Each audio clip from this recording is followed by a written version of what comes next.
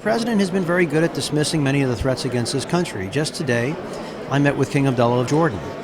And the king, who is a moderate man, who speaks in very measured terms, used the term World War III to discuss the threat of radical Islamist extremism, which is something that must be combated throughout the world.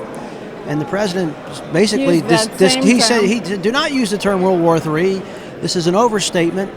But when one of America's best friends and trusted allies uses those terms, do you see the disconnect between where our president is and where many of our dearest and most loyal friends and allies are? We really didn't hear, I thought, a strategy about how to defeat ISIS. Now, you can only do so much in a State of the Union address.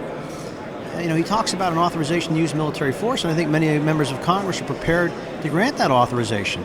But we're not going to grant one that places all sorts of operational controls on his successor.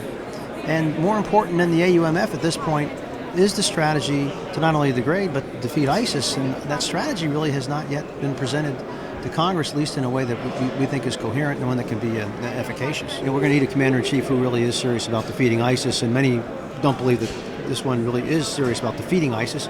Yeah, degrading them, trying to slow them down, yes, he'll do that, but not actually defeating them. Why do you think he wouldn't be serious? Why would any American president not want to do that? We just learned a few weeks ago that we weren't bombing the oil trucks that ISIS controlled because of the deaths of the drivers. I mean, but the point is that we have placed a lot of restrictions on what our troops can do in the field. The political coalition needed to defeat ISIS has not yet really been effectively assembled.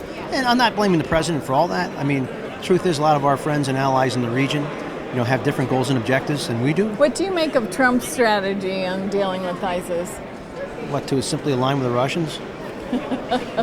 Not much. To simply say that if we just simply partnered with the Russians and Assad, that we would defeat ISIS. I think it is naive at best, and one that would most assuredly not be an effective remedy.